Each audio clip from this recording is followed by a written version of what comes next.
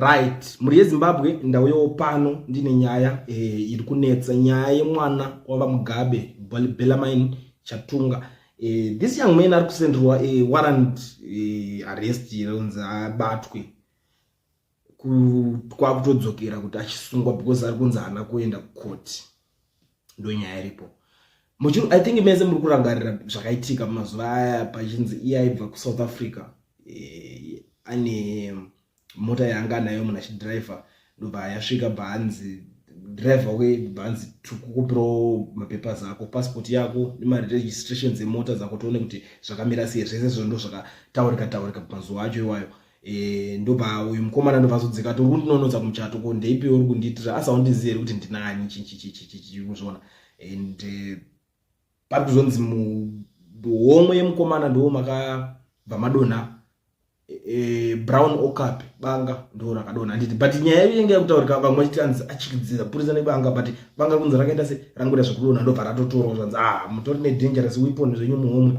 Mungona ndo nyaya yakaitika ipapo, ndobva mukomana abva asungwa, but paipa ndo pakazongonzi abuda nebail. But nhasi tinosangana nenyaya futi panapa iri kubuda iri kutenderera iri kunzi Bellarmine Chatunga Mugabe, who was supposed to appear before the Beitbridge Magistrate Court today, was issued with a warrant of arrest after he defaulted court. Ndo nyaya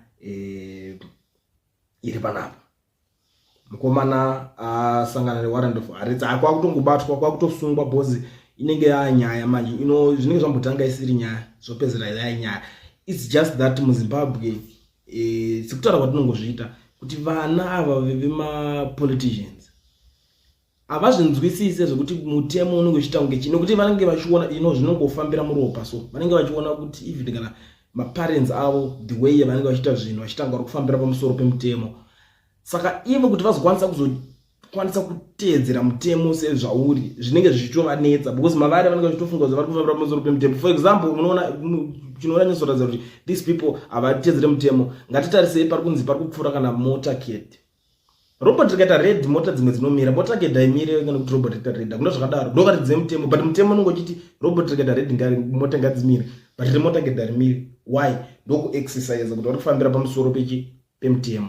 Saka vana vacho manje vanozongokurova kasystem kauro yavo kuti mavari kuti aiwa isusu tiri veumambo. Ndo situation iri kuitika panapa. And the policeman wacho anga kamusunga is just that hapana zvaakatoita alright. But this time around yedza tomboona kuti nyaya iyi iri kuda kutosvika papi chichi kunyatsoitika. I think pane something zviri kutanga kuwandiswa zvinonyatsojegeswa pamusoro penyaya idzodzi, nekuti apa tanga tatomboti nyaya yapera kamukomana aifanira kunge achibudikira nekukoti achinotaura nyaya yake. Sekutaura patataka zvichitoti mukomana abudiswa asanzi anozofanira kudzoka musi wa 16 September. Saka musi wa 16 September pacho ndo paasina kudzoka. Kusadzoka kwaakaita warrant of arrest yatongonzi right, takuda kuona kuti chii chinoda kuitika iko zvinezvi. Ndo nyaya yacho payave iko zvinezvi. Bellarmine Chatunga, warrant of arrest. Amen. You tell me what you think in the comment section. Kuti munofunga kuti mukomana wayo anosungwa here kana kuti it's just that zvinhu zvatongovharana kungobhilivisana, because kubhilivisana kuri kwakawandisa muZimbabwe ndo nyaya dzinonyanyisa kuitika. Inozongopera vana vemashefu kasaka inozongonzi chingomsiyai kana kuti takatombozvitaura paipe pakanzi asungwa tikati toda kuona kuti anosungwa here kana kuti kungoda kungotipedzerawo nguva muchida kungozadzawo maheadlines nenyaya dzimwe dzisina basa redze, because just that pano pachingonzi asungwa toda kuzoona kuti anoitwa sei. But sekutaura kuti atakangozviita tikati hapana kuvharirwa kwanomboitwa ndokwazvakazongosvika, hapana kuvharirwa kwakaita. But this time around ngatimboona since nyaya inenge yatombopo, because zvinhu izvozvo zvakaitika kuna someone angori ordinary citizen.